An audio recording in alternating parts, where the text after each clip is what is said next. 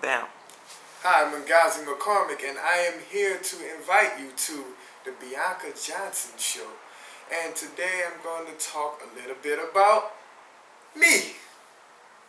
Now, one of the things that I want to start with is that I'm working on building a snow cone stand. Some people call it snow cone, other areas call it snowball. New Orleans, we're familiar with the term snowballs. I'm building it for the children in the community. It's kind of like a way of educating children. I know it's a snowball stand, it's a business, but that's just to get the children attention. What I really want to teach is financial education. So we're building this. This is directly across the street from my parents' house. And this is something that I can see being in the hood of every neighborhood in every city. That would be the complete vision. But at this point in time, this is something that I will see that can definitely service the community. I have a strong belief about financial education rather than just the education that you get from the school system. And this is one way to really empower the neighborhood, empower the community, particularly African Americans neighborhood, because we are the ones who is lacking in financial education because of being under the situation that we have come from of being for the last 400 years. So this is one of the things that I'm really looking forward to being a huge success. It's a very slow process. It's not something that happens overnight, but eventually you should see one coming near your way in the roughest of the hoods in the United States of America. That's how I would say it. Every city has their hood.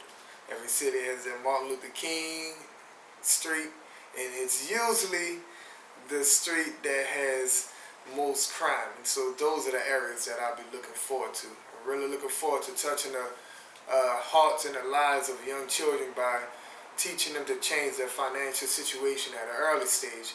I'm not saying that there's no help for the parents, but if I can reach the children may be able to help the parents. The name of this business is Tip Top Snowball, which is primarily named after my father too. We call him Tip, and it's really Tip Top Snowballs and Financial Educational Center. And this is just a spot where I will take a handful of gifted young individuals, and we will go over books that you can go to your neighborhood or your local bookstore and buy. Books, stuff like Think and Grow Rich, books like Rich Dad, Poor Dad, any books that teaches how you to be financially educated. What else do you do?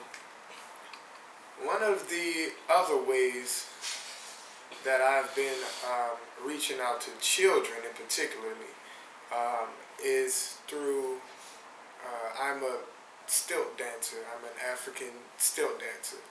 I travel around the United States performing at multiple festivals. Some of them are even international. What I've learned about performing, about stilt dancing in general, is that when you can teach that to children, they are learning something that they can apply to every aspect of their life. Simply because of the fact that the height when you're on stilts represents success is unlimited, and the actual balance of when stilt dancing represents the balance of life. So you can be as successful as you want, and you can be well balanced with your success. One of the main reasons. No, hold on. Because the camera's gonna pick that up. Right. We can edit or cut. Yeah, let's start with what stilt dancing is. For those of you who don't know what stilt is, tell them a little bit about that. Okay. Go ahead. Still dancing. No, for those of you who don't know. Okay. For those of you who do not know what still dancing is a secret society tradition that started in Africa, particularly Ivory Coast.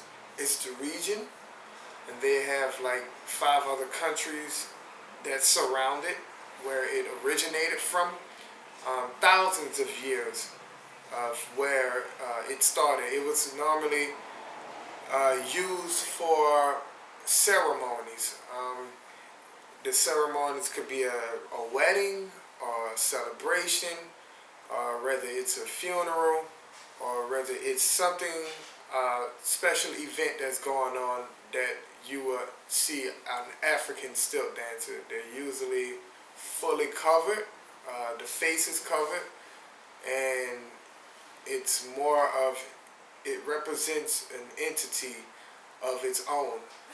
It has a language of its own, so we generally don't talk when performing.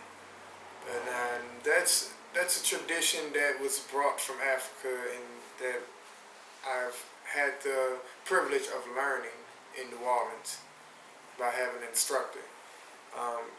We love to teach and pass that skill on to children. Children are fearless. Some of them, a lot of them, and they aren't afraid of falling, and so they're very easy to teach. And we attract children through methods like these to teach them about other valuables, other foundation principles in life that they can take from that and apply it as they get older. This is a talent, a gift, and one that you don't see all of the time. Just clip. Let's see, we can move to the next thing.